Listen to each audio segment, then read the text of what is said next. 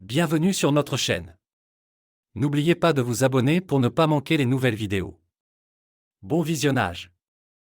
Je me surprends souvent à me demander si je suis vraiment le genre de mari que je devrais être.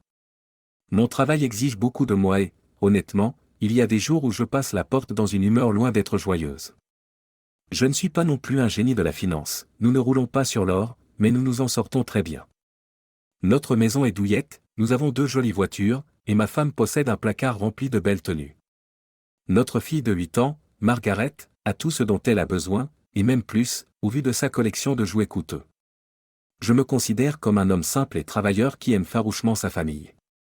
Michel et moi sommes mariés depuis près de 12 ans, mais dernièrement, quelque chose cloche.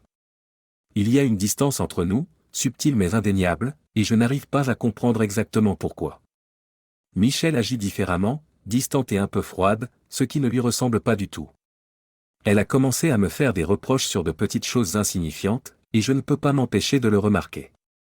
Quand j'ai essayé de lui demander si quelque chose la tracassait, elle a écarté la question, prétextant la fatigue ou une mauvaise journée. Au début, j'ai pensé qu'il vaudrait mieux lui laisser un peu d'espace, espérant qu'elle clarifierait ce qui la dérangeait. Mais sa froideur s'est prolongée, et honnêtement, cela commence à me peser. Comme n'importe quel couple marié peut le confirmer, les problèmes de relation ne restent pas cantonnés à la conversation, ils s'infiltrent dans tous les aspects de la vie, y compris dans la chambre à coucher. J'ai toujours cru en la nécessité de garder notre vie amoureuse amusante et spontanée. Je suis un romantique dans l'âme et j'ai pris l'habitude de surprendre Michel avec, par exemple, une douzaine de roses après une longue journée de travail, en espérant créer une ambiance propice. Ces gestes menaient généralement à des moments spéciaux entre nous, mais dernièrement, je n'obtiens en retour qu'un simple merci poli et peut-être un baiser sur la joue. J'ai l'impression qu'elle interprète mal mes efforts, comme si elle y voyait une sorte d'excuse pour quelque chose que je n'ai pas fait. Les semaines ont passé et Michel n'a montré aucun intérêt pour l'intimité. Ses réponses à mes avances allaient de « je n'ai pas envie » au classique « j'ai mal à la tête ».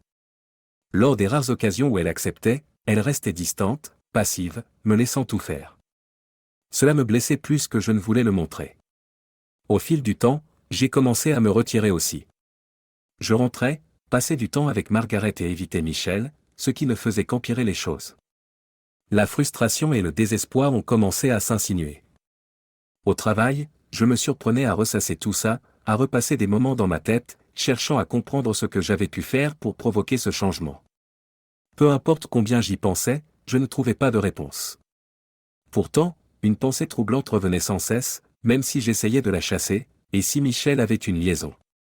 L'idée était presque trop douloureuse à envisager. Je me répétais sans cesse qu'elle ne trahirait jamais notre mariage. Mais plus j'essayais de relier les points, plus j'avais l'impression qu'il y avait quelqu'un d'autre dans l'équation, Michel, moi, et une personne mystérieuse. La curiosité a fini par l'emporter, et j'ai commencé à lire des articles sur les signes d'infidélité. J'ai cherché des indices, des changements de comportement, de garde-robe, de routine. Pour être honnête, je n'ai rien remarqué de vraiment drastique. Michel avait la même apparence, semblait conserver ses habitudes.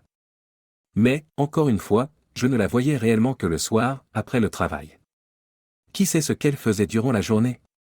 Certains signes me semblaient inconfortablement familiers, surtout son retrait émotionnel. J'ai envisagé d'engager un détective privé, mais j'ai vite écarté cette idée. Sans preuve concrète, cela semblait être une mesure extrême et injustifiée.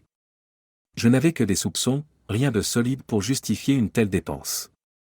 J'ai donc décidé de prendre les choses en main. D'abord, j'ai essayé d'appeler la maison pendant la journée, espérant la surprendre sur place. Parfois elle y était, parfois non. L'inconstance me rongeait. Je suis allé plus loin, j'ai ressorti une vieille caméra de surveillance du garage et l'ai installée discrètement, sous l'avant-toit, reliée à un magnétoscope caché derrière des pots de peinture. Je me suis dit que je pourrais surveiller toute activité inhabituelle, comme une voiture inconnue dans notre allée. Pendant 2 semaines, j'ai passé en revue les enregistrements. Rien de suspect. Aucun véhicule étrange, aucun visiteur insolite. Il y avait des moments où je voyais Michel quitter la maison, alors qu'elle affirmait plus tard être restée à la maison toute la journée. Ces sorties étaient brèves, apparemment trop courtes pour qu'il se passe quoi que ce soit de significatif, à moins que son prétendu partenaire ne soit incroyablement efficace. Ces sorties ne prouvaient pas grand-chose, sinon qu'elle n'était pas entièrement honnête. Je n'étais pas plus avancé. Pendant ce temps, l'humeur de Michel continuait à se dégrader, et notre vie intime se réduisait presque à néant. Le manque de connexion était insupportable, et la rançeur commençait à s'installer. À l'approche de notre 12e anniversaire de mariage, j'ai décidé qu'il était temps d'agir pour raviver la flamme. Nous avons décidé de sortir en ville, quelque chose que nous n'avions pas fait depuis longtemps. J'espérais qu'un dîner suivi d'une soirée dansante raviverait notre complicité. Nous avons confié Margaret à mes parents pour la nuit, ce qui nous laissait la liberté de ne pas surveiller l'heure. Pour rendre la soirée spéciale, j'ai réservé une table chez Plateau S, un restaurant que Michel avait toujours adoré. Mon espoir était de retrouver un peu de la magie de nos débuts. À notre arrivée, le maître d'hôtel nous a conduits à notre table. J'étais prêt à revivre le charme de nos jeunes années, mais j'ai remarqué que Michel semblait un peu tendu, sans que je puisse en comprendre la raison. Pour détendre l'atmosphère, j'ai commandé une bouteille de vin, ce qui a semblé faire effet. Peu à peu, elle s'est détendue, et notre conversation est redevenue légère et naturelle, comme autrefois. À la fin du dîner, Michel semblait impatiente d'aller danser, ce qui avait toujours été l'une de nos passions communes. J'ai suggéré une nouvelle boîte, mais Michel a préféré notre lieu habituel, un endroit plus intime, avec un éclairage tamisé et une musique adaptée à un public plus mûr. Ce n'était pas difficile de céder, ce lieu possédait une ambiance chaleureuse qui donnait envie de s'attarder, et danser là-bas avait toujours été synonyme d'intimité et de nostalgie. Une fois sur place, nous avons pris une petite table isolée, commandé quelques verres, et finalement rejoint la piste de danse. Au fil de la musique, nous nous sommes abandonnés au rythme, retrouvant cette énergie et cette alchimie qui nous avaient réunis. Pendant un moment, j'ai cru que nous avions remonté le temps. Après près d'une heure de danse, nous avons fait une pause et sommes retournés à notre table. Michel a siroté son vin, puis s'est excusé pour aller aux toilettes. Je l'ai regardé traverser la piste, avec sa grâce habituelle, ressentant un élan de fierté et d'intimité. Mais mes pensées ont changé de cap quand j'ai remarqué que je n'étais pas le seul à l'observer. De l'autre côté de la salle, un bel homme était assis seul à une table dans un coin, les yeux fixés sur Michel. J'ai ressenti une tension dans la poitrine lorsque j'ai cru percevoir un bref échange de regards entre eux. Se connaissaient-ils ? Quand Michel a disparu dans les toilettes, j'ai senti le regard de cet homme se poser sur moi, un sourire arrogant sur le visage. C'était une boîte de nuit, d'accord, mais pourquoi restait-il là tout seul ? Je me suis dit que peut-être sa cavalière était également aux toilettes, mais quelque chose, dans sa façon de la regarder, me mettait mal à l'aise. Lorsque Michel est revenu et m'a demandé un autre verre de vin, j'ai hésité. Je n'aimais pas l'idée de la laisser seule, surtout avec cet homme qui rôdait. J'ai donc fait signe à une serveuse pour accélérer le service, mais les regards impatients de Michel montraient qu'elle était agacée. En lui tendant le verre, je n'arrivais pas à me débarrasser de cette sensation étrange. Jetant un coup d'œil par-dessus mon épaule, j'ai vu le même homme, toujours assis seul. Mon soupçon s'est intensifié. C'est qui, le type dans le coin ? Ai-je demandé à Michel, d'un ton détaché. Elle apparut momentanément surprise, et pendant une fraction de seconde, j'ai cru voir de la panique dans son regard, avant qu'elle ne le masque rapidement avec un sourire calme. Quel type ? A-t-elle répondu, sur un ton léger mais teinté d'inconfort. Celui auquel tu as jeté un coup d'œil en allant aux toilettes, ai-je insisté, essayant de ne pas avoir l'air accusateur. Michel a nié aussitôt. Je ne vois pas de quoi tu parles, a-t-elle dit, écartant la question. Mais avant que je ne puisse insister, l'homme en question s'est approché de notre table, passant devant moi comme si je n'existais pas, un sourire confiant aux lèvres, et a invité Michel à danser. Non, merci, ai-je dit fermement, coupant court avant qu'elle ne puisse répondre. Mon ton ne laissait pas de place à la discussion. Mais au lieu de reculer, l'homme a souri et répliqué, je parlais à la dame. Son arrogance m'a mis le sang en ébullition. Ouais, Ben la dame est ma femme, et c'est à moi de décider avec qui elle danse, ai-je riposté, la voix serrée d'une colère contenue. Michel est intervenu, essayant de calmer la situation. Carole, tu es impolie, a-t-elle dit doucement, mais ses mots m'ont blessé. Impoli ? Est-ce que tu connais ce type ? Ai-je demandé en me tournant vers elle. C'est de lui que je te parlais. Je n'apprécie pas qu'il aborde ma femme de cette façon. L'homme a tenté d'intervenir, mais je l'ai rabroué. Je parle à ma femme, pas à toi, ai-je lancé sèchement, avant de me tourner à nouveau vers Michel. S'il avait eu la décence de me demander si ça me dérangeait, j'aurais peut-être envisagé de le laisser faire. Mais là, absolument pas. Michel m'a regardé, exaspéré, sa patience à bout. Carole, tu es ridicule, a-t-elle lâché, plus sèchement que jamais. Il ne se passe rien ici. Oui, nous sommes mariés, mais tu ne me possèdes pas. Je ne suis pas ton esclave. Si j'ai envie de danser avec quelqu'un, je le ferai. Ces mots m'ont frappé comme un coup de poing. Michel ne m'avait jamais parlé avec un tel manque de respect. J'étais furieux, mais j'ai fait un effort surhumain pour garder mon sang-froid. Elle a ajouté, d'une voix plus douce, « Chérie, je veux juste m'amuser un peu. » « Michel, » ai-je dit, tentant de garder une voix posée, « c'est notre anniversaire. Je veux que nous passions une bonne soirée tous les deux. Mais je ne vois pas comment, en restant ici à te regarder danser avec un autre homme, je pourrais m'amuser, surtout après t'avoir dit ce que j'en pense. Si tu y vas quand même, tu peux aussi bien lui demander de te ramener, parce que je ne serai plus là à ton retour.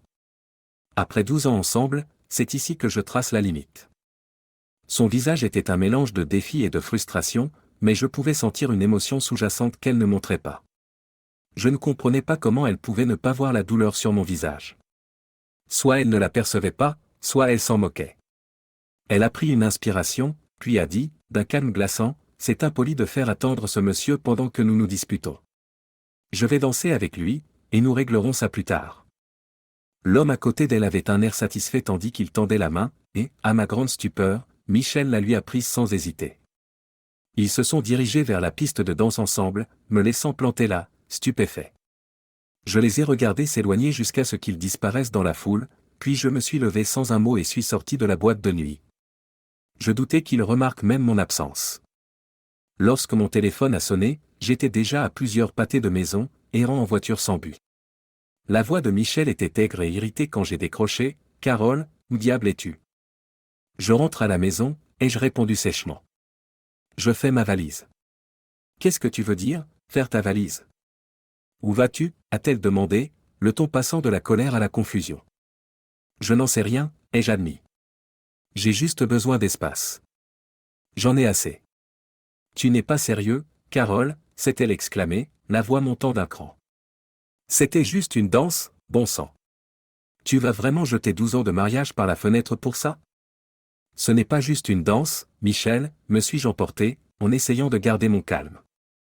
Pourquoi voudrais-tu rester marié à quelqu'un que tu ne respectes pas ? Je ne t'ai pas prise en flagrant délit, mais je commence à croire que tu me trompes. Peut-être même avec ce type avec qui tu viens de danser. J'ai vu la façon dont tu l'as regardé plus tôt, et la façon dont il m'a regardé, comme si je n'étais rien, comme si j'étais le mari d'une femme avec qui il est déjà impliqué. Sa voix s'est adoucie et elle a parlé rapidement, presque désespérément, « Carole, je t'aime, je te respecte, je te jure qu'il n'y a rien avec cet homme. Je ne connais même pas son nom. Pourquoi penses-tu que je te tromperais ? Parce que j'ai l'impression que tu l'as déjà fait, ai-je dit crûment. Nous n'avons pas été intimes depuis des semaines, et quand nous l'avons été, c'était comme si tu n'étais pas vraiment là. Depuis des mois, tu es irritable, distante et méprisante. Si tu ne me trompes pas, tu en donnes une sacrée impression. Il y a eu un long-silence, puis elle a parlé d'une voix douce, presque brisée, « Je suis désolée, Carole » a-t-elle dit. Je ne réalisais pas à quel point je t'ai blessé. Je suis désolé pour ce soir, et pour tout le reste. Je te jure que je n'ai pas de liaison. Oui, cet homme était séduisant, n'importe qui pourrait le voir, mais je n'ai même pas pensé à lui de cette façon. S'il te plaît, reviens me chercher. Non, ai-je dit, ma voix froide et résolue. Je t'ai dit que si tu dansais avec lui, tu devrais trouver un autre moyen de rentrer. Je l'ai pensé. Je suis déjà dans l'allée, et quand tu rentreras, je serai parti. Si tu as vraiment une liaison, reste avec lui et arrête de faire semblant avec moi. Sa voix s'est brisée, « S'il te plaît, Carole, crois-moi, je n'ai pas de liaison. J'appellerai un taxi, mais attends au moins mon retour. Nous devons en parler, ne me laisse pas comme ça. » La ligne est devenue silencieuse. Je suis resté un moment dans l'allée, le regard perdu dans le noir, puis j'ai pris un sac, jeté quelques vêtements à l'intérieur et j'ai quitté la maison. Je ne me suis pas attardé. En 12 minutes, j'étais parti. En descendant la rue, la curiosité l'a emporté. J'ai coupé les phares et me suis garé un peu plus loin, attendant de voir si Michel tenterait de le rejoindre. 15 minutes plus tard, un taxi jaune s'est arrêté dans notre allée. Elle en est sortie seule, a filé à l'intérieur et a disparu. C'était tout ce que j'avais besoin de voir. J'ai remis le contact et ai conduit jusqu'à un motel pour la nuit. Mon téléphone a commencé à vibrer dès que j'ai eu ma clé, mais je l'ai éteint. Je n'avais aucune preuve concrète que Michel m'avait trompé, mais le doute ne me quittait pas. L'idée me rongeait que, maintenant que j'étais parti, elle puisse courir chercher du réconfort auprès de lui. Le lendemain, j'ai décidé que je ne pouvais plus rester avec ces incertitudes. En feuilletant les pages jaunes, j'ai trouvé un détective privé et ai pris rendez-vous à son bureau. Je lui ai raconté tout ce que j'avais remarqué, puis je lui ai versé une avance pour commencer l'enquête. Je ne pouvais plus qu'attendre. De retour au travail, ma secrétaire Megan m'a dit que Michel avait déjà appelé une vingtaine de fois. Je lui ai demandé de ne pas transférer les appels et expliquer la situation. J'ai aussi précisé que si Michel se présentait, on ne devait pas la laisser entrer. J'avais besoin de temps et d'espace pour découvrir la vérité. Plus tard dans l'après-midi, ma voisine Teresa a appelé. J'ai hésité avant de répondre, mais j'ai décroché. Carole, a-t-elle dit doucement, Michel m'a raconté ce qui s'est passé l'autre soir. Elle essaie de s'excuser, mais tu refuses de lui parler? Exact, ai-je répondu froidement, je n'ai plus rien à dire. Teresa a soupiré, elle m'a dit que tu pensais qu'elle te trompait. Tu y crois vraiment? Oui, ai-je admis. Son comportement est étrange depuis des mois, et l'autre soir n'a fait que confirmer mes soupçons. J'ai vu comment elle regardait cet homme, et je ne suis pas fou. Il y avait quelque chose. Il m'a complètement manqué de respect, et malgré mes avertissements, Michel l'a soutenu. Elle n'a pas juste ignoré mes sentiments, elle les a méprisés. Honnêtement, je ne parviens pas à me débarrasser de l'idée qu'il se passe quelque chose entre eux. Carole, tu sautes aux conclusions, a répliqué Teresa d'un ton calme et ferme. Je vous connais depuis des années. Si Michel avait une liaison, je l'aurais remarqué. Il n'y a pas eu de voitures inconnues chez vous, pas d'hommes étranges venant régulièrement. Elle sait que danser avec ce type était une erreur. Elle était contrariée parce que tu le lui avais interdit, mais maintenant elle comprend que tu avais raison. Crois-moi, Carole, Michel ne te tromperait pas, je la connais trop bien. Je n'en suis plus si sûr, Teresa, ai-je répondu en secouant la tête.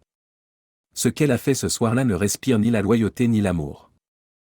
S'il te plaît, Carole, a-t-elle supplié, plus doucement. Parle-lui. Vous ne résoudrez rien en refusant de communiquer. Je savais que Teresa avait raison, mais je n'étais pas prêt à affronter Michel.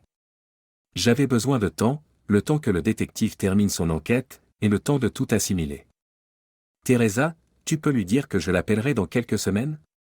Ce serait bien, ai-je dit. J'ai juste besoin d'un peu plus d'espace. Très bien, Carole, a-t-elle accepté à contre-séure. Je lui transmettrai le message, mais promets-moi de l'appeler. Je le ferai, ai-je assuré. Les 2 semaines suivantes ont été éprouvantes. J'ai appelé le détective quelques fois, mais à chaque fois il me disait qu'il n'y avait pas grand-chose à signaler. Finalement, il m'a demandé de venir à son bureau. En attendant qu'il parle, je sentais mes nerfs à vif. Il m'a tendu une enveloppe Kraft, et mes mains tremblaient en l'ouvrant. Si vous préférez éviter les détails, a-t-il dit, tournez directement à la page 5. J'ai feuilleté jusqu'à la page indiquée, le cœur battant. Vers le bas de la page, j'ai lu les mots qui m'ont sauté aux yeux, après une enquête approfondie, notre bureau n'a trouvé aucune preuve confirmant les soupçons du client quant à une infidélité de la part de son épouse. J'ai eu l'impression que le sol se dérobait sous mes pieds. Un mélange de soulagement et d'incrédulité m'a envahi. J'ai levé les yeux vers le détective. Vous êtes sûr, ai-je demandé, la voix teintée de doute. Monsieur Scott, a-t-il répondu calmement, mon équipe a suivi votre femme de très près ces dernières semaines.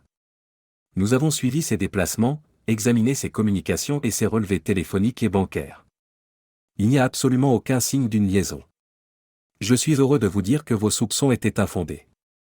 Le poids de ces mots m'a submergé. J'avais envie de pleurer, de laisser sortir toute la tension accumulée, mais je me suis contenu. Le détective a souri gentiment. Rentrez chez vous, monsieur Scott, auprès de votre femme et de votre fille. Dans mon métier, les fins heureuses sont rares. Je l'ai remercié, la voix tremblante, et suis sorti de son bureau. Au lieu de rentrer directement chez moi, je suis retourné au motel pour réfléchir. J'avais besoin d'un peu de temps pour assimiler tout cela avant de faire face à Michel. Le lundi matin, je me suis senti prêt à téléphoner. Quand Michel a décroché, sa voix était prudente. Allô? C'est moi, ai-je dit doucement. Il y a eu une courte pause avant qu'elle ne réponde, la voix tremblante. Carole? Carole, je suis tellement désolé. Je ne sais pas quoi faire si tu ne reviens pas. J'ai essayé de rester forte pour Margaret, mais je n'arrive pas à arrêter de pleurer. Je réalise maintenant à quel point je t'ai tenu pour acquis. Tu avais raison, j'aurais dû faire comprendre à cet homme que j'étais avec mon mari et que je n'étais pas intéressé. Je t'ai manqué de respect et je ne sais pas pourquoi j'ai agi ainsi. Carole, je t'aime, et je promets que je ne referai jamais cette erreur. S'il te plaît, donne-moi une autre chance. Ces mots m'ont déstabilisé. Ce n'était pas la Michel que j'avais vue dans la salle de danse, c'était ma femme, la femme que j'aimais. Pendant un instant, je n'ai pas su quoi répondre, et elle a dû sentir mon hésitation. Tu ne reviens pas, n'est-ce pas, a-t-elle demandé, la voix brisée par le désespoir. Non, Michel, ai-je finalement dit, je reviens. Mais seulement à l'essai. Je veux retrouver la femme dont je suis tombé amoureux, celle que j'ai épousée. Peux-tu me promettre qu'elle est toujours là? Elle est là, a assuré Michel d'une voix sincère. Je le jure, Carole, je ferai tout ce qu'il faut. On verra, ai-je répondu prudemment. Après tout ce qui s'est passé, ton attitude, le manque d'intimité, le manque de respect, il faudra du temps. Je dois d'abord passer au motel après le travail pour récupérer mes affaires, mais je serai à la maison ce soir. Carole, je t'aime, a-t-elle dit en pleurant. Je suis tellement désolé de la façon dont je t'ai traité. Je ne veux pas te perdre. Quand je suis rentré ce soir-là, Margaret m'attendait à la porte, inconsciente de ce qui se tramait entre ses parents. Michel se tenait derrière elle, l'air hésitant mais plein d'espoir. Dès que j'ai franchi la porte, elle m'a serré dans ses bras, m'embrassant à plusieurs reprises. J'ai répondu à son étreinte et, à cet instant, j'ai ressenti quelque chose bouger en moi, un rappel de l'amour profond que j'éprouvais encore pour elle. C'était il y a 2 ans. Avec le recul, cet épisode a été le tournant dont notre mariage avait besoin. Depuis, tout va très bien. Michel est redevenue la femme dont je suis tombé amoureux, à la fois dans la vie quotidienne et dans notre intimité. Il y a quelques mois, elle m'a surpris avec une fête d'anniversaire, quelque chose que nous n'avions jamais fait auparavant, et c'est devenu une tradition. Cette année, pour notre 14e anniversaire de mariage, elle a tout planifié. Quand je suis rentré du travail, elle m'a accueilli avec des billets pour un dîner-spectacle à Man of La Mancha, une de mes pièces favorites. Après le dîner et le spectacle, nous sommes allés nous promener le long du lac. La plage était baignée de la douce lumière de la lune, une brise légère transportait le parfum frais du lac, c'était comme dans un film romantique. Alors que nous marchions main dans la main le long de la berge, j'ai murmuré « Je t'aime », les mots coulant naturellement, comme à l'époque de nos débuts. « Je t'aime tellement », a répondu Michel, ses yeux pétillants de chaleur et d'affection. À ce moment-là, j'ai eu l'impression de revivre notre lune de miel, un rappel de tout ce qui nous avait fait tomber amoureux l'un de l'autre. Le côté glorieux de l'histoire. Un autre hiver rigoureux de Chicago faisait enfin place au printemps. En sortant, Michel respira profondément, savourant le parfum vert et humide laissé par la rosée du matin et une douce averse d'avril. Elle sourit en repensant à la sensation d'être blottie dans les bras de Carole dans leur lit chaleureux, un sentiment de sécurité qu'elle chérissait.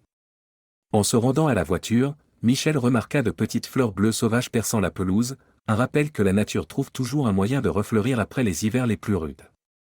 Ce spectacle éveilla en elle un désir de renouveau, une fraîcheur que le printemps semblait toujours promettre. Fredonnant les airs joyeux diffusés à la radio, Michel se dirigea vers le petit café où elle avait rendez-vous avec Sophia, une vieille amie qu'elle n'avait pas vue depuis longtemps. Le fils de Sophia avait le même âge que Margaret, et les 2 femmes s'étaient rencontrées des années plus tôt lors d'une réunion scolaire. Au fil du temps, leurs expériences partagées de mères de famille avaient fait naître une amitié profonde. À l'arrivée de Michel, Sophia avait déjà trouvé une petite table confortable près de la fenêtre. À travers la vitre, elles échangèrent sourires et signes de la main. Michel fit la queue, l'arôme du café fraîchement moulu emplissant le café animé. Quelques instants plus tard, elles s'étreignirent chaleureusement avant de s'asseoir. « Ça fait trop longtemps », dit Michel en rayonnant. « Comment vas-tu » Débordée, comme toujours, répondit Sophia en riant. Elle se lança dans des mises à jour sur sa famille, racontant les joies et les défis de l'éducation d'un préadolescent. Elles évoquèrent leurs souvenirs d'événements scolaires et partagèrent des anecdotes sur leurs enfants, s'émerveillant de la vitesse à laquelle le temps passait. Puis Sophia se pencha, la voix baissant d'un ton conspirateur, « Tu peux garder un secret. » « Bien sûr, » répondit Michel, intrigué. « Qu'est-ce qui se passe » Sophia hésita avant d'avouer, l'excitation brillant dans ses yeux. Je ne devrais probablement pas te dire ça, mais je fréquente quelqu'un.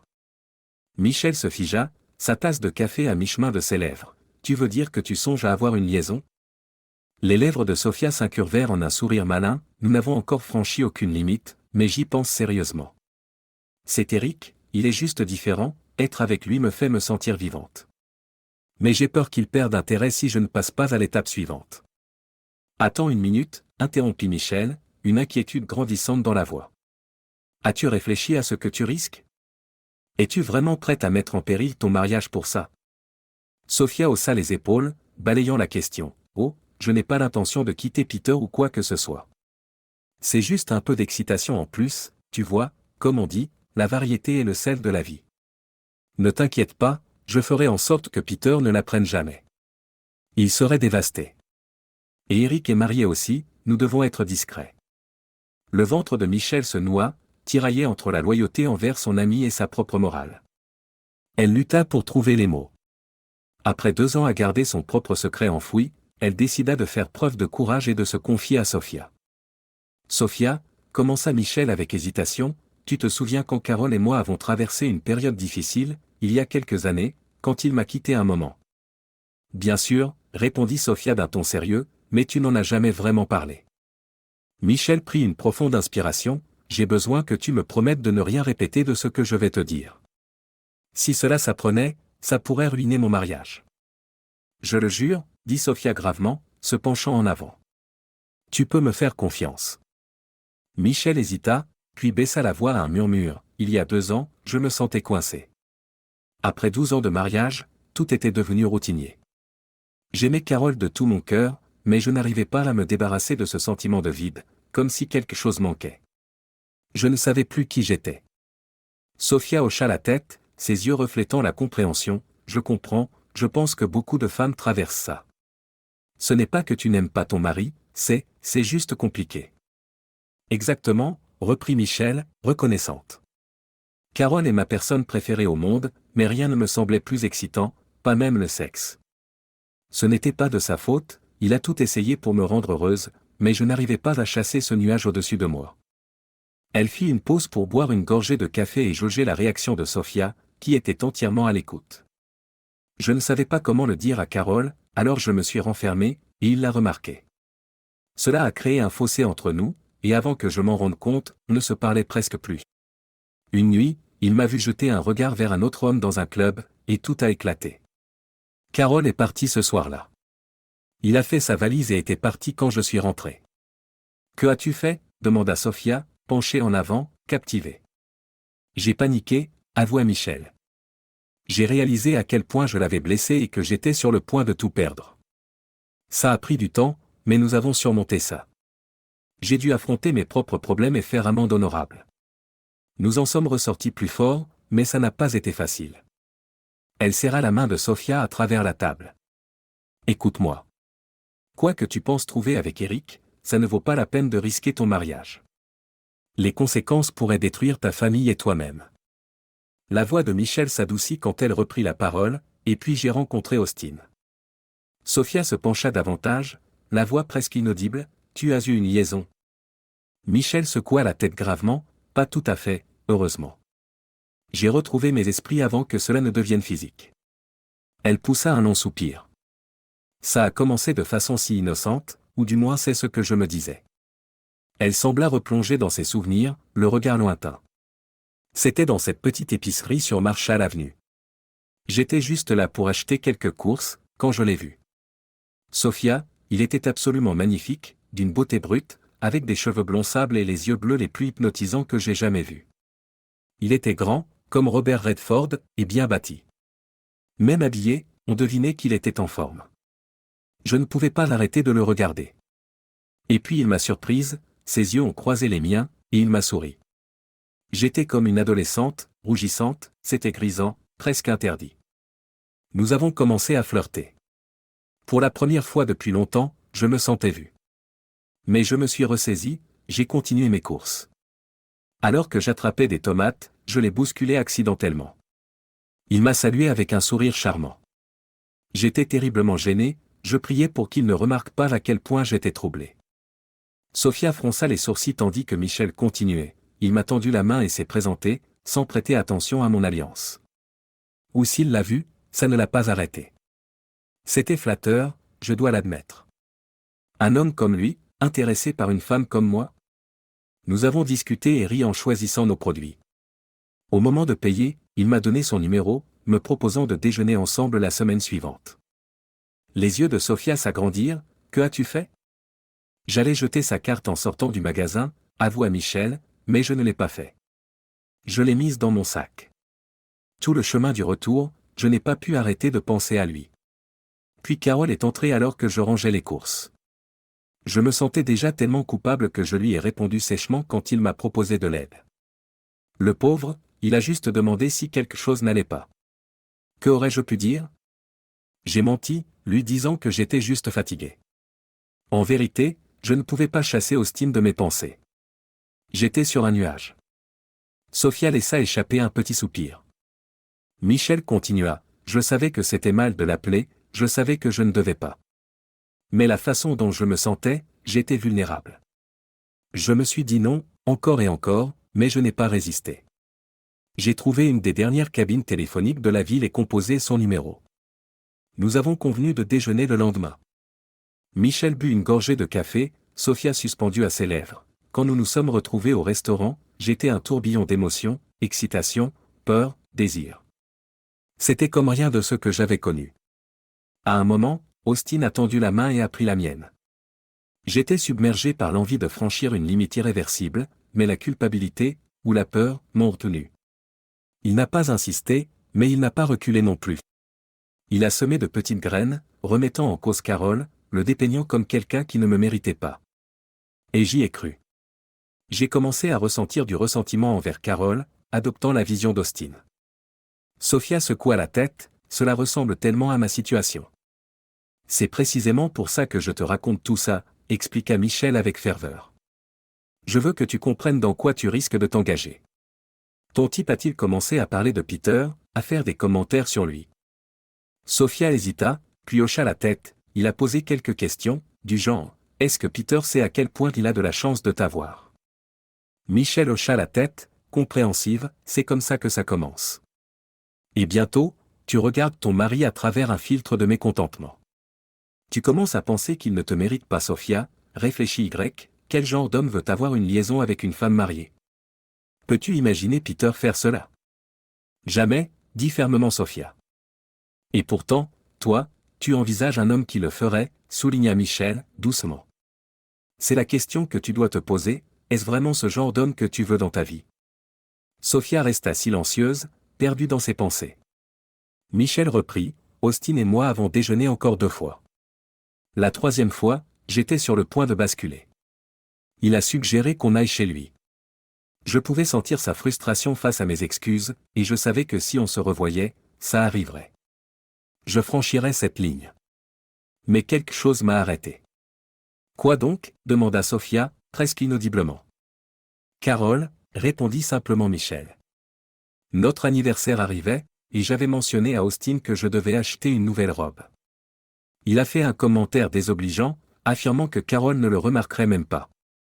À cet instant, j'ai réalisé mon erreur. J'étais là, écoutant un homme qui n'avait aucun respect pour mon mari ni pour mon mariage.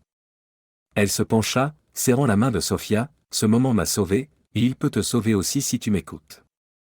Ne laisse pas un moment de faiblesse détruire tout ce que tu as construit. Michel poursuivit, j'ai mentionné à Austin que Carole et moi envisagions d'aller danser dans un club que nous fréquentions autrefois, en souvenir de nos jeunes années. Austin y a vu une opportunité et a immédiatement rebondi, déclarant qu'il viendrait aussi et danserait avec moi. Je l'ai mis en garde, lui rappelant que c'était une soirée spéciale pour Carole et moi, et que danser avec un autre pourrait le contrarier. Qu'a-t-il dit? Demanda Sophia, le front plissé. Michel soupira, il a balayé mon avertissement, disant que cela apprendrait une leçon à Carole. Selon lui, voir un autre homme s'intéresser à moi ferait en sorte que Carole m'apprécie davantage. C'était tellement manipulateur, mais à l'époque, je ne le voyais pas sous cet angle. Sophia ouvrit de grands yeux, ô Michel, il ne s'est pas réellement montré, n'est-ce pas? Si, répondit Michel tristement. Dès que nous sommes rentrés dans le club, je l'ai aperçu. Je ne l'ai pas reconnu, j'ai essayé de me concentrer sur Carole. Nous nous amusions, rions, dansions, mais Austin a fini par approcher, audacieux. Il m'a demandé de danser. Oh non, chuchota Sophia, horrifiée. Ça empire, répondit Michel en secouant la tête. Il a complètement ignoré Carole, comme s'il n'existait pas, et il était carrément impoli. Carole a été offensée, évidemment. Il m'a donné un ultimatum, si je dansais avec Austin, il partirait. Que ai-je fait? J'étais en colère, sur le moment, j'ai insisté pour danser avec Austin. Carole m'a prévenu qu'il ne serait plus là à notre retour, mais je n'y ai pas cru.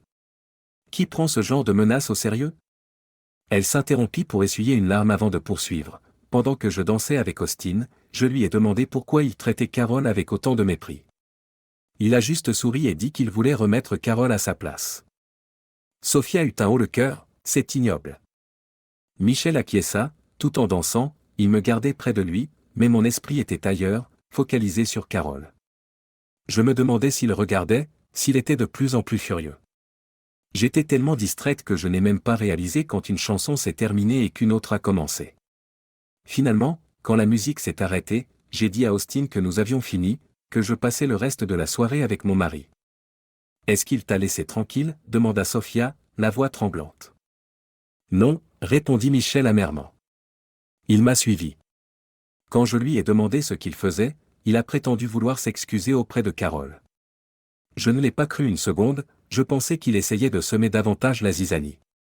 Qu'est-ce qu'il y gagnerait? Demanda Sophia, perplexe. Je pense qu'il voulait créer un fossé entre Carole et moi, expliqua Michel. Il n'avait pas réussi à me séduire, donc j'imagine qu'il croyait que si Carole et moi nous disputions assez fort, je me tournerais vers lui pour être consolé, peut-être dans son lit.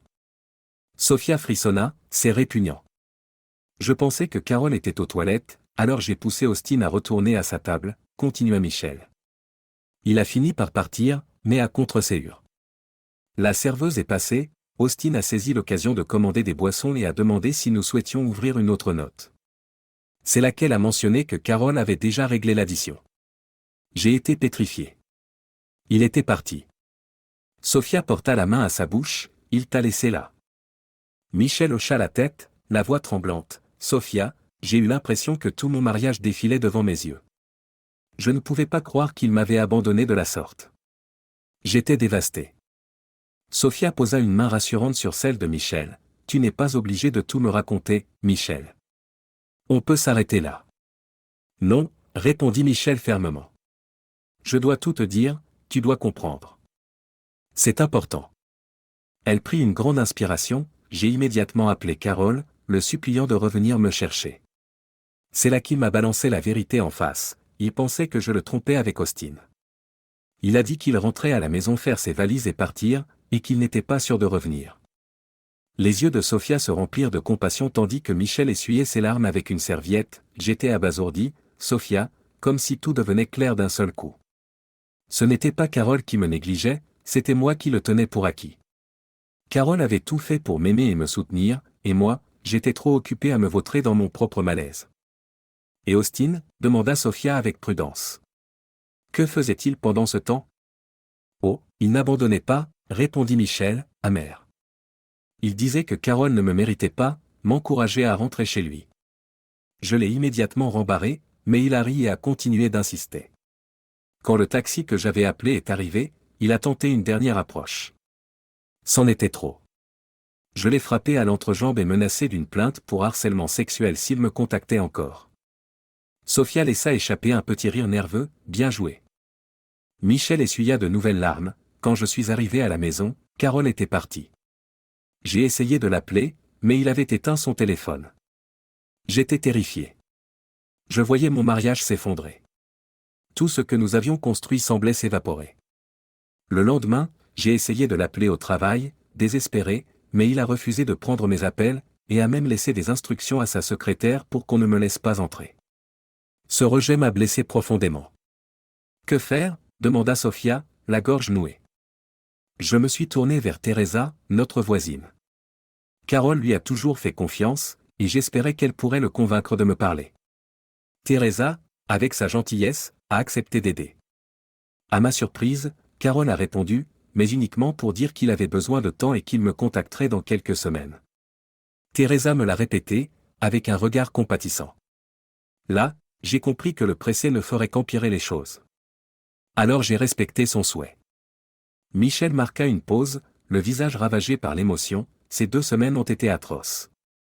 J'essayais de rester forte devant Margaret, mais dès que j'étais seule, je pleurais.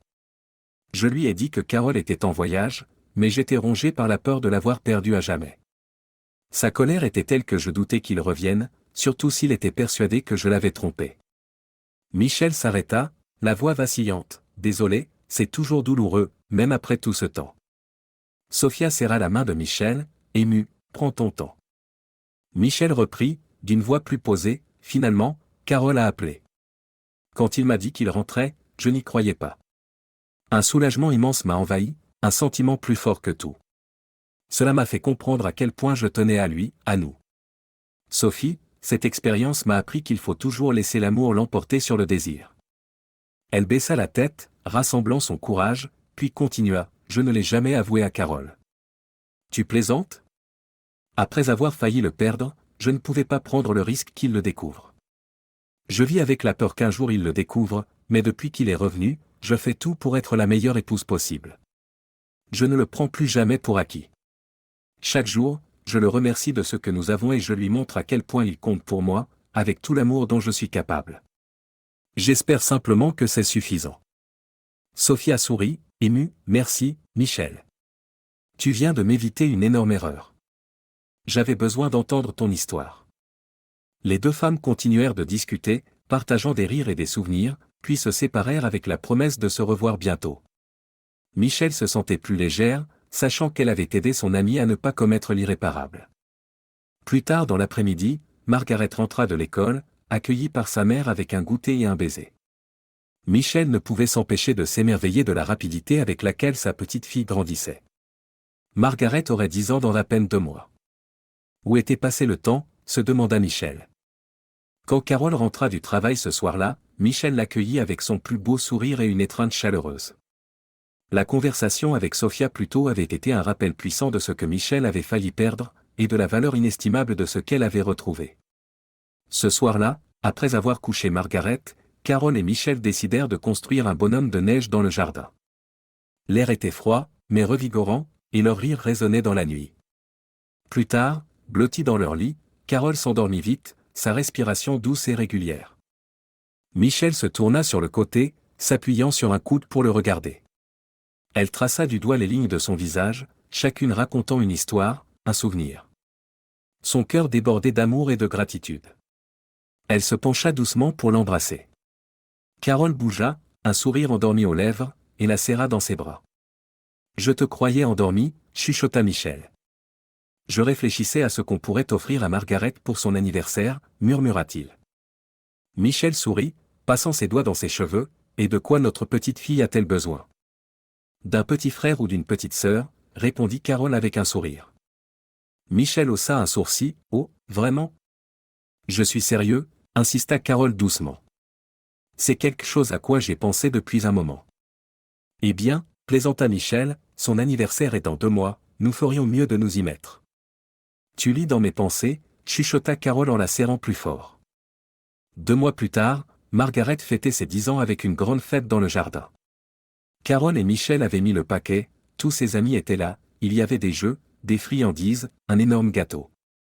Quand la fête toucha à sa fin, Carole et Michel lui réservèrent une dernière surprise, une carte annonçant qu'elle aurait bientôt un petit frère. Margaret poussa un cri de joie, et le jardin résonna de rires et d'applaudissements. Michel regarda Carole, le cœur débordant d'amour.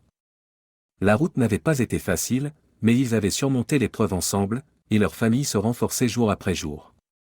Merci de regarder et n'oubliez pas de vous abonner pour ne pas manquer les nouvelles histoires.